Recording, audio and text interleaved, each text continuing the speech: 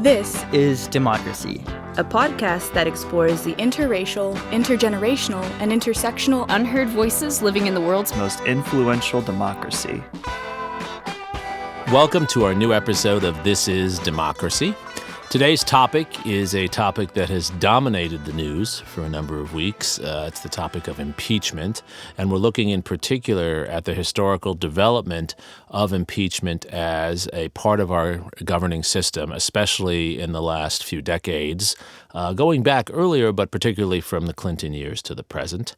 And we have with us my colleague and friend and someone who's been doing some of the most important writing and speaking on the subject in the entire country, Professor Jeffery Tulis. He's a professor in the government department here at the University of Texas, and he's a leading scholar of American politics and the presidency in particular. He's the author of a number of important books, a book that had a deep influence on me and many other people in the field, The Rhetorical Presidency. He's also written on the presidency and the constitutional order, and most recently, really a wonderful co-authored book on the Legacies of Losing in American politics, a book that really makes the case that the losers often turn out to be the winners in the long run, which can give many of us solace maybe right now. Jeff, it's great to have you on. Thanks for having me. Before we turn to our discussion with Jeff, we have, of course, our poem for Mr. Zachary Siri. What's the title of your poem today, Zachary? Two Images. Two Images. Let's hear it. There are two images in the mind of the American soul now, as we struggle through viscous nights when the stress of work, iPhone, and delayed election results coming through on the television. There are two images in the mind of the American soul now, as we lean on coffee mugs for support on the clogged-up roads bumpy with the acne of our adolescent nation. There are two images in the mind of the American soul now, much like I am left with two images every morning that hang on the wall, Stars and Stripes, the Lone Star, and the Pledge of Allegiance drowned out by the crunchy sound of polynomials. There are two images in the mind of the American soul. One is ripped from the tabloid headlines that crashed a princess into a Paris tunnel wall. The other is blunt whiplash of slamming against truth, but the knowledge deep down that we will all have to feel how far away it is when our head slams back against the headrest. I mean, what just happened here? It seemed to come and go, the impeachment of a president like the January snow. Some of us remember the last time it happened, the same rooms, the same senators, the same lawyers, and one who defended murderers named after fruit juice. The same independent counsel now railing against independent counsels. I am too young now to remember what it was like when the president's sexual affairs were the scandal of the decade. There are two images in the mind of the American soul, the supposed two Americas, but they fight against the same sticky wind and relish in the same smell of drizzle along concrete sidewalks. These are the two images in the mind of the American soul, injustice and injustice, justified intrusions that languish in partisanship, and unjustified attacks that justifiably died in the mousetraps of democracy. There's a lot in that, Zachary. What is your poem about? Well, my poem is really about America's reckoning with the current impeachment trial, but also with the Clinton impeachment trial in particular. And what it's really about is how this generation of Americans is growing up seeing more impeachments than all past generations combined had. And it's, I think it's an interesting comment on the state of our politics at the current moment. Well, that's a great place to turn to Jeff. How did we get where we are today? How did we get from Bill Clinton, who comes up prominently in Zachary's poem, to where we are today with this current impeachment, Jeff? Well, I'm not sure that there's a sort of direct link between Clinton and this impeachment, but between the time of Clinton and now, we developed something that some people call hyperpartisanship, which is much more problematic than what most people think is the problem, which is often called polarization. We've had polarization in American politics throughout our history, right. And even at the most dire moments, when the compromises themselves were a problem, say the Missouri Compromise, there was a compromise. Right, right, exactly. And so polarization is not necessarily a problem. What hyperpartisanship is the idea that you stick with your party even if the opposing party proposes your own policies or policies that you yourself proposed previously. So There's some political scientists in D.C., Tom Mann and Norman Ornstein, who've written about this and have a lot of vivid examples of Obama coming into office. And not only does McConnell literally pledge that he's not going to advance anything that Obama proposes, a kind of eerie symmetry between that, by the way, and the fact that he pledges not to adhere to his oath in the which is in the impeachment trial. In the impeachment trial, which is really striking. Right, and you've written a lot about this, actually. Well, yeah, and the short point on that is we've had people throughout American political history that haven't lived up to their oaths, just like people get married and end up not being faithful to their marriage vows. But it's very rare that somebody would actually marry somebody who pledged not to follow their vow the night before they got married. Right, precisely. So that's very, very unusual. But in any event, hyperpartisanship is a version of that where, in the case of Obama, one of his first pieces of legislation proposed was a bill that McCain, who he had defeated, had failed to pass. And so he proposed it in a way on his behalf. And McConnell even got McCain to oppose his own bill as part of this binding together of a party understanding itself more as a tribe than a political party committed to the ideas that brought them to Washington. And why has that happened? I mean, and that seemed to be the case with the Clinton impeachment, to connect it back to that, where there seemed to be such a mobilization around Newt Gingrich of his supporters to do anything to go after Bill Clinton, and perhaps as much on the other side to do anything to defend Bill Clinton. What brought us to that moment? Because you're saying that's not the norm in American history. It's not, and I think you're right to point to Clinton, and you might at some further podcast want to have our colleague Sean Theriot on here, because he's written about the formative influence that Gingrich had on the Senate in the way that he, in effect, politically educated all these House members who then went on to... But what's interesting there is you get an initial movement on the part of Gingrich to actually advance a substantive policy agenda, which was then known as the Contract with America, or the Democrats thought of it as the Contract on America. But it was actually a substantive policy agenda.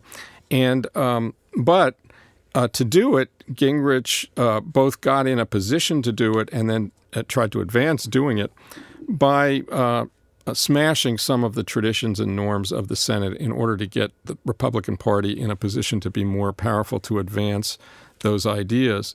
There was still an idea aspect to it.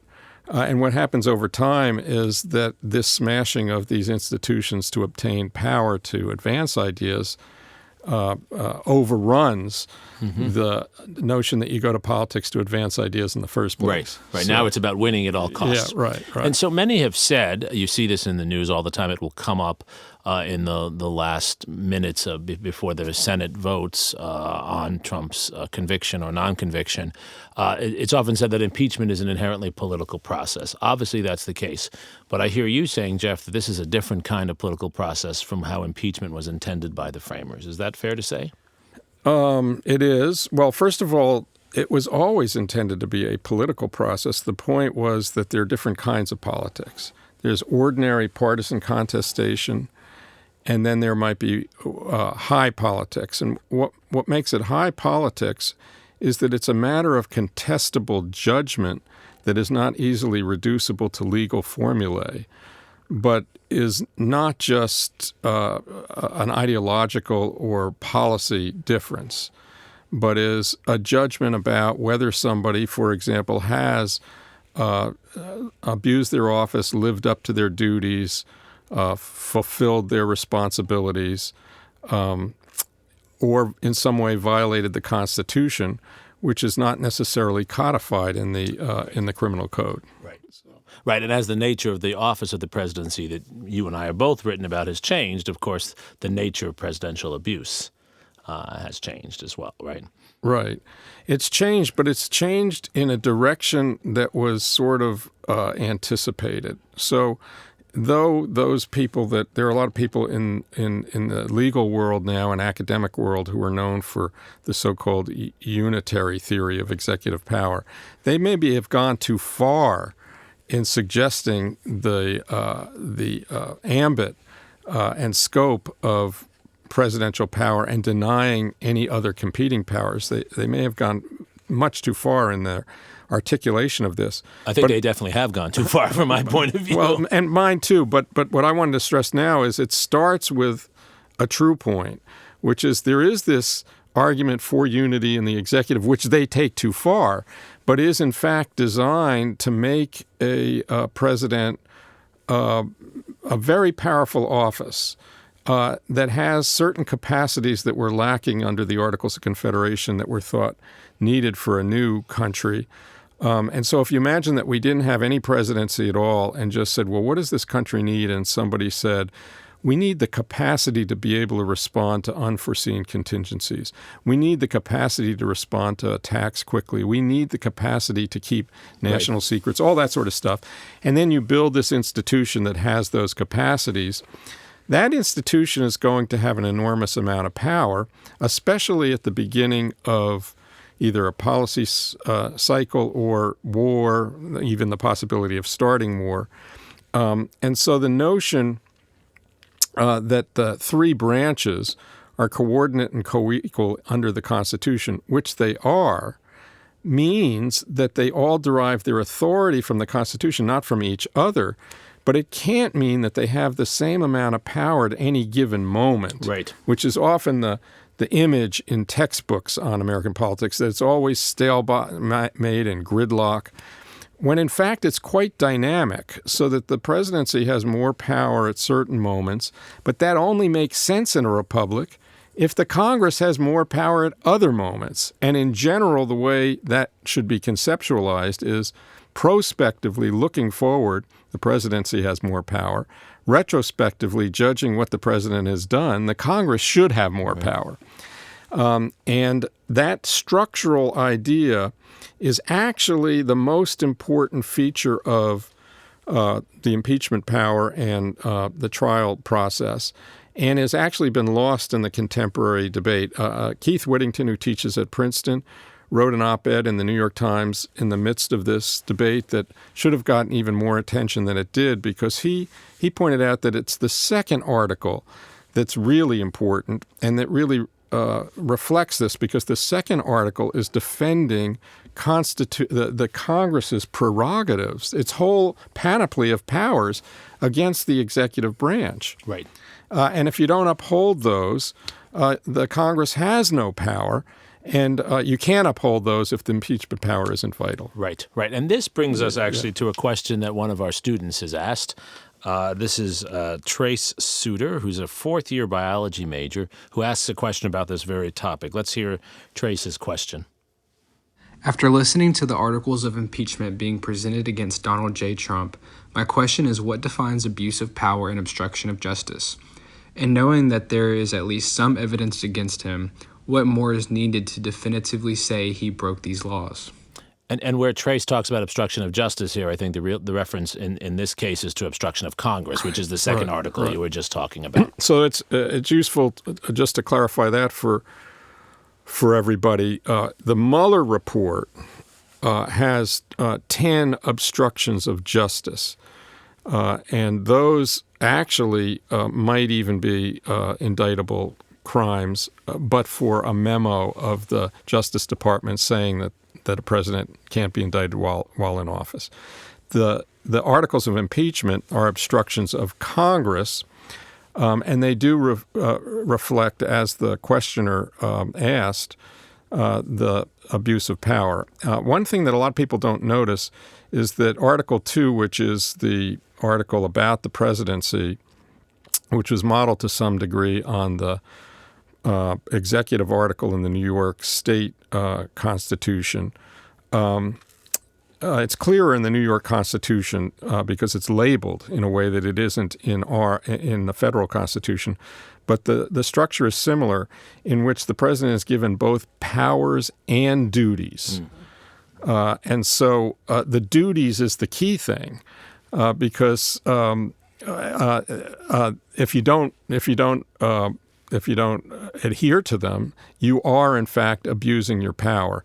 And so Madison was asked about this powers-duty relation in both the federal convention, the drafting convention, and in the Virginia ratifying convention. And he mentioned, I believe it was in the Virginia ratifying convention, that if in fact you had a president who has the quintessential executive power, which is the power to pardon, which we think of as unlimited, that is, you can pardon somebody for almost any reason at all. It isn't actually unlimited because the impeachment is one of the limits. You can't pardon somebody who's been impeached, and I would argue, by extension, you might not be able to pardon somebody for an act to protect your own impeachment, but that's never been litigated. But it's mentioned that there's this restriction.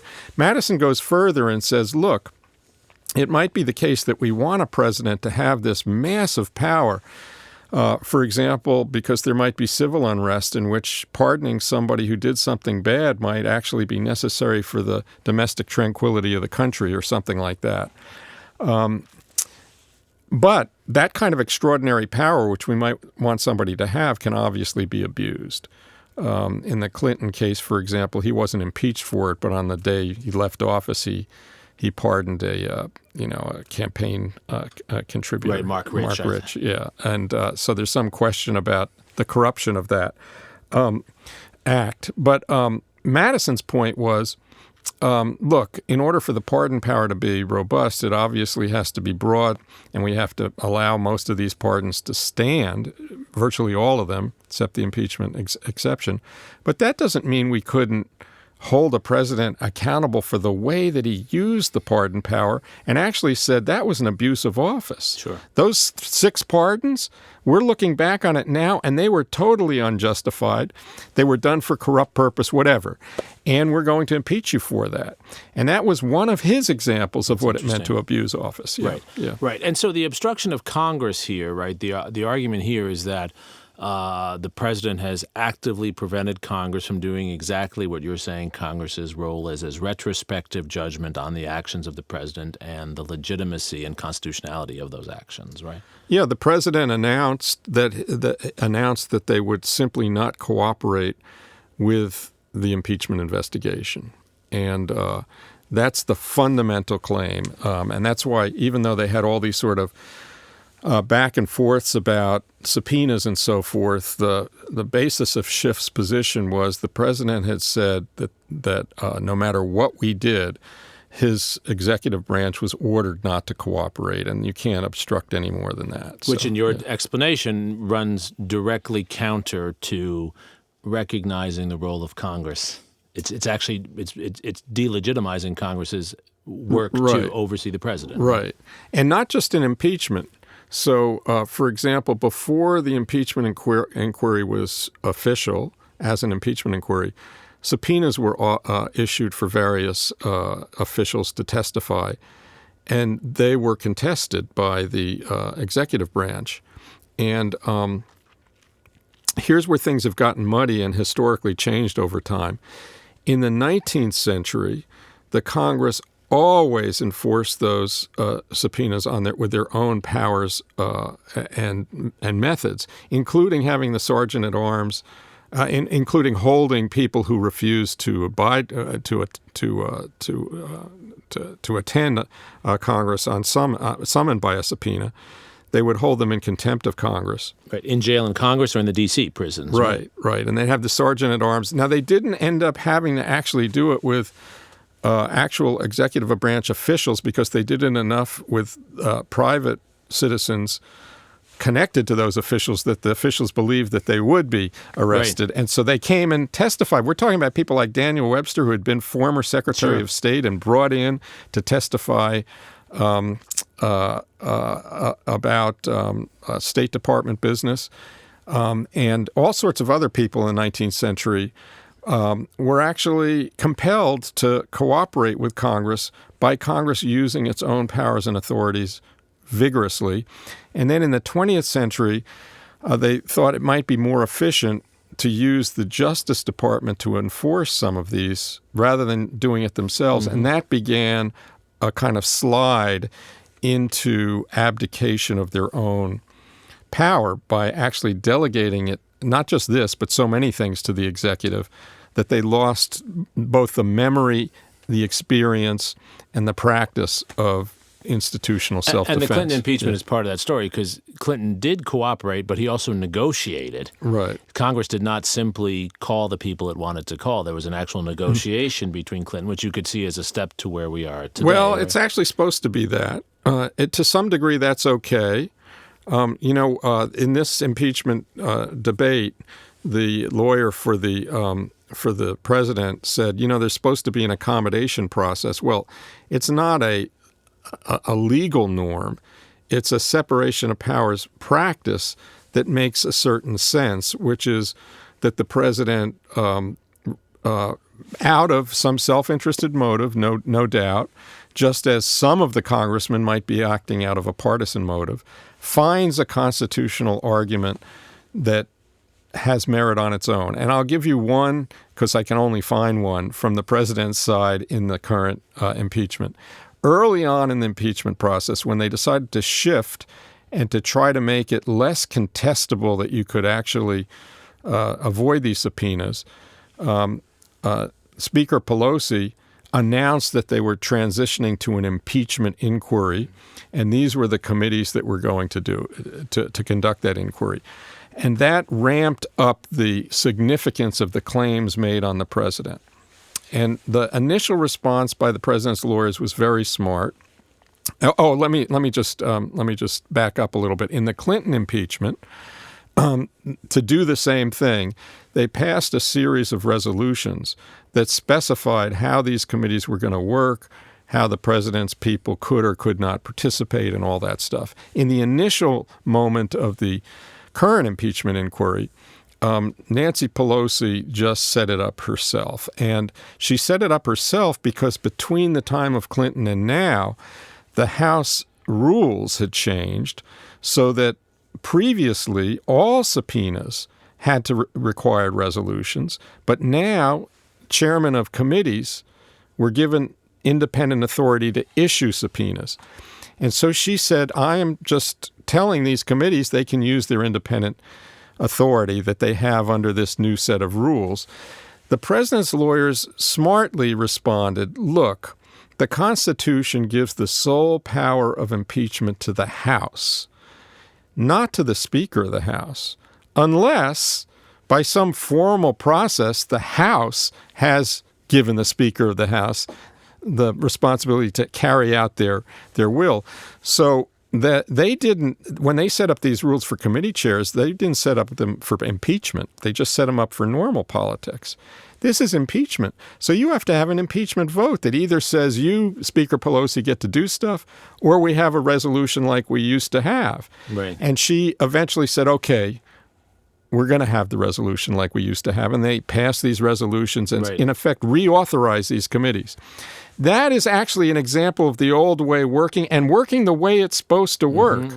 She was forced to say it both not only had public resonance, but there was some merit to that position.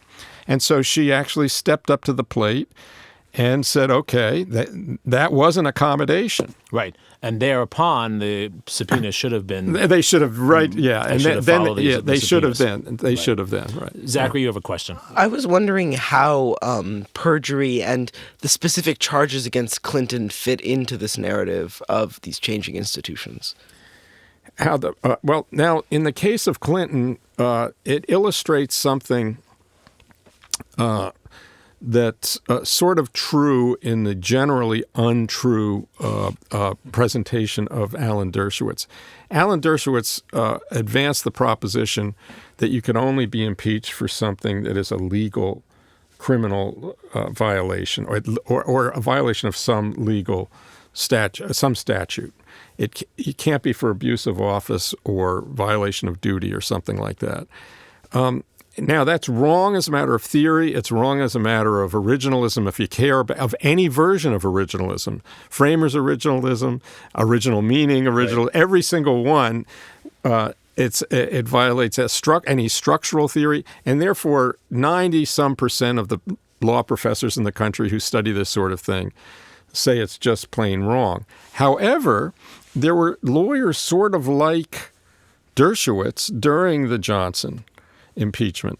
And they convinced the Senate to not vote on the 10th article for Andrew Johnson, which is the one most interesting to me because it was about his rhetoric. And it was rhetoric that was abusive and sounded in many ways very similar, though not as bad as Trump's rhetoric. And they were persuaded that it didn't violate any law, even though it was an abuse of office. And so this notion got sort of set in motion in the political culture that you should only be impeached for things that violated the law. During the Nixon impeachment, it came up again. They had a big fight about that, and they decided to encase their abuse of power charges in legal language as a kind of concession to this proposition. Then they get to the Clinton impeachment, and instead of charging him with the act of having sex with an intern, an employee of the White House. And I would pause here and say, imagine today that the same issue came up after the Me Too movement. One could imagine that he would be impeached and convicted. Sure. Because of thinking about all the CEOs around the country that are going down every week. But at the time, that aspect of it was thought to be, it was consensual. And what law did he really violate? And so he was asked about it under oath and arguably, and lied about it. And then he was charged with perjury. I started to say arguably because while he definitely lied about it, it was only arguable that it was perjury. People that remember this episode will know that he got on TV and said, in answer to one question, it depends what the definition of is. Mm-hmm. And in another point, he described he argued that if you didn't have sexual intercourse, you didn't have sex. Right. And there are archaic definitions of sex in which that's true. In other words, that is a definition that has viability historically. And so he did that on purpose. Sure. Because he understood that perjury law is very, very technical and requires all sorts of elements. Right. And I think that there is an argument that he didn't commit perjury, even though he unquestionably lied. But he was charged with perjury by Ken Starr. He was charged with perjury because there's an argument he did commit perjury, and it was a law that was a criminal violation. Right. So one of the arguments that's made in the current impeachment trial by Senator Lamar Alexander, for example, and others, is, and I believe Senator Lisa Murkowski also made this argument, yes, Trump did something inappropriate in his phone call, but it doesn't rise to the level of impeachability, that he shouldn't be thrown out of office for this. How does that, to you, compare to the claim that what Clinton did, that some make, did rise to that level? Many of the people who are voting against removing Trump voted to remove Clinton. Do either of them, in your eyes, stand at that level of convicting and removing a president? And how should we judge these things? I have absolutely no doubt, one iota, that Trump far exceeds impeachable behavior. And over time, I've come to, and his behavior is much worse than what Clinton did. At the same time, I was not averse at the time to the fact that Clinton was impeached. And retrospectively, and talking to my colleague Sandy Levinson in the law school, who reminded me of the many members of his own administration that he got unawares to them to lie on his behalf. Right.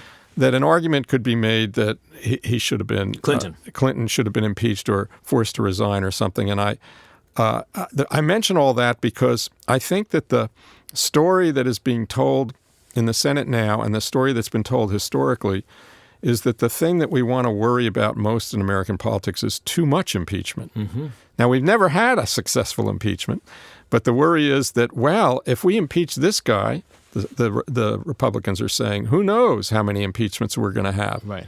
And if we convict him, we've impeached him. If we convicted him, we're opening the door to partisan impeachment trials of most presidents. And my view is that the opposite is the case, that we've had too few impeachments, not too many. We've never had any. And as a result, we've sort of disempowered the entire array of congressional tools that would all be robust if the possibility of impeachment was there to enforce them. So that's one thing that I think in the general popular culture I strongly disagree with, the worry that there's been too much as opposed to the problem that there's been too little. And one of our undergraduates has asked what we should do about that. This is Julia Cuddy, who's a first-year student, a sociology and journalism major. Hi, my name is Julia Cuddy, and I'm a first-year sociology major. My question is, do you think that despite the numerous impeachment investigations put into place over the course of history, the fact that only 3 presidents in the U.S. have been impeached yet never removed from office has resulted in a weaker government, less likely to productively fix a corrupt system? In other words, has the lack of enforcement when it comes to impeachment enabled presidents to act as if they're indestructible? Good question. Isn't that a good question? Excellent question. And the answer is, yeah, you're right on target. It's absolutely the case. And here's the interesting irony in it. The assumption is that if you have a successful conviction, you're going to open the door to too many impeachments. And I think it's just the opposite. That if you have a successful conviction, you're going to have more presidents, as you suggested in your question, worried about how they behave in office so that they don't get impeached because it's a real possibility that they could. So I'm not saying that if you open the door to impeachment of one president, you might not in the future have yet another one. Of course you might, but what would be wrong with that? Another way to put the point to the Republicans today is, well, if another president, Democrat or Republican, acts the way that Donald Trump does, yes, we want to impeach them too. Right. And Adam Schiff, in his closing speech, said the same thing. He said, I hope we don't have a Democrat like that. And he was even honest in saying, I'm not in your position, so I can't say definitively how I would feel and how you feel, but I hope that you feel the way I hope I wish I would feel, which is that we can't put up with this kind of thing. Right. The way to actually change behavior is to follow through on the conviction for someone's misbehavior. Right. So what should we do, Jeff? I mean, we have to go forward now, and we hope we'll get through this mess somehow. As a scholar of the Constitution and the presidency in American politics, how should we go forward in future years if we have a chance to change this process? Well, the first thing is that there was a big debate about whether to do this impeachment in the first place, knowing, as the people impeaching, as the Democrats did, that conviction was virtually nullity, virtually impossible. And yet they went forward anyway. And Nancy Pelosi delayed for a long time because she knew there were some costs to doing that. And she decided that the benefits outweighed the costs. And I think the first step in the answer to your question is, having gone through this process, even though a loss, is the first step that you're asking for. And this alludes to the book that you mentioned that I wrote, The Legacies of Losing. Sometimes it's actually losing is, in fact, the resources and instruments for later victories. Sometimes the dissenting opinions in Supreme Court cases that go down on that side end up being much more vital, much more informative, and much more influential years later than the victorious opinion, or the majority opinion of the court. So if we think of the loss in the Trump case as the kind of dissenting opinion, it's unquestionably clear that the rhetoric of the dissenters and the case of the dissenters is far more powerful than the case of the winners. And this is going to live on. The first way it lives on, and we don't know how it's in the short term, is it has the potential to improve the chances of the Democratic Party across the board in the next election. Potential does not mean for sure, but the resources are there if skillfully used to make corruption a central theme of this campaign. Yes.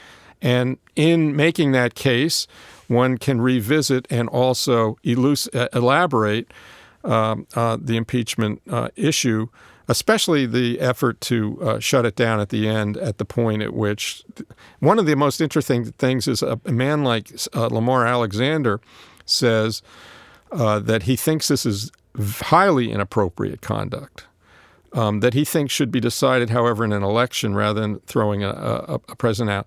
Now, that argument I don't think is defensible, but it's plausible.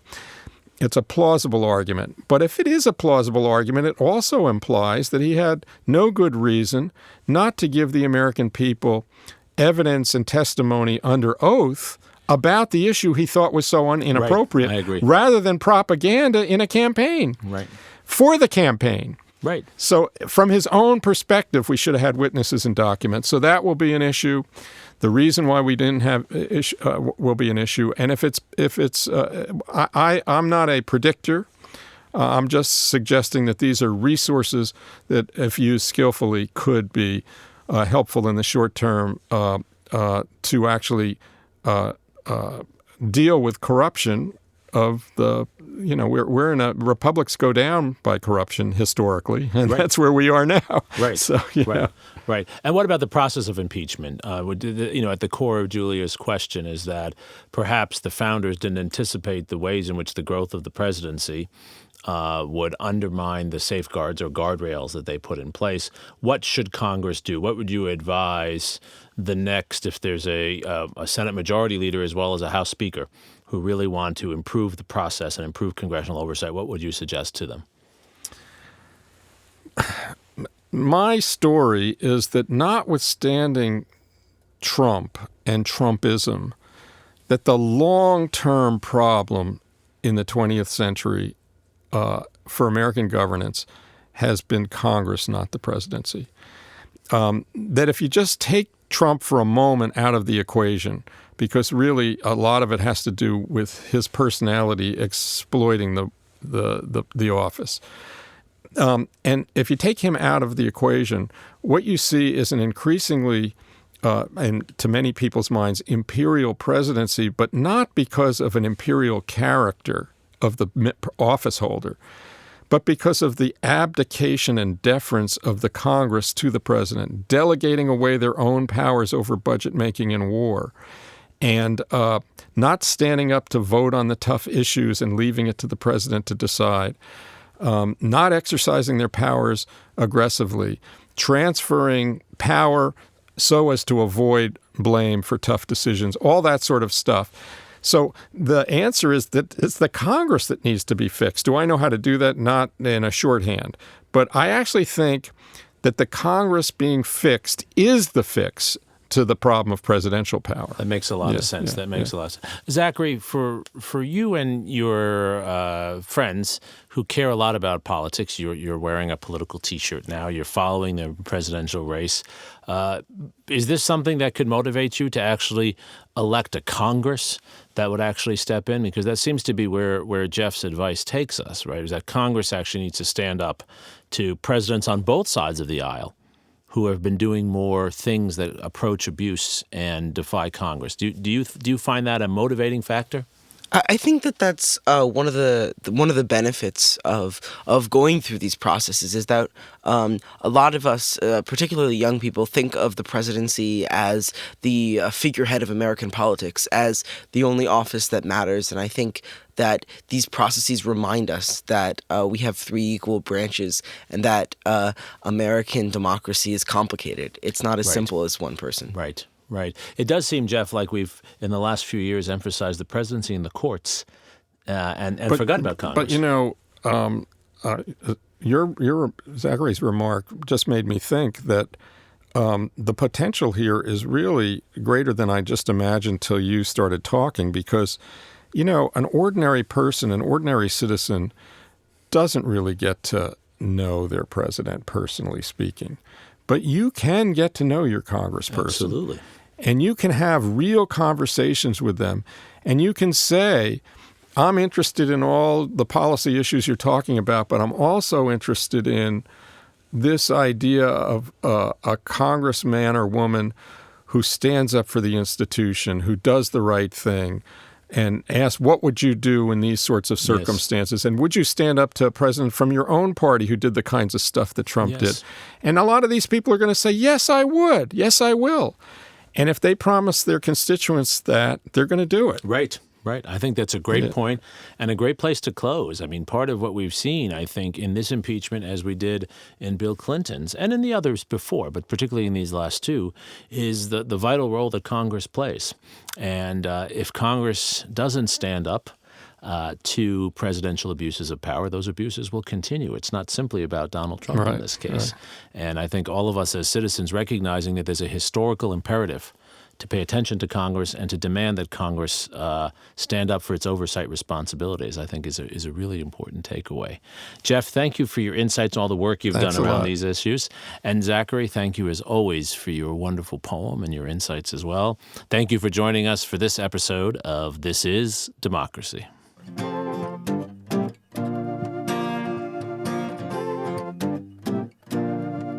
This podcast is produced by the Liberal Arts Development Studio and the College of Liberal Arts at the University of Texas at Austin. The music in this episode was written and recorded by Harrison Lemke, and you can find his music at harrisonlemke.com. Subscribe and stay tuned for a new episode every Thursday featuring new perspectives on democracy.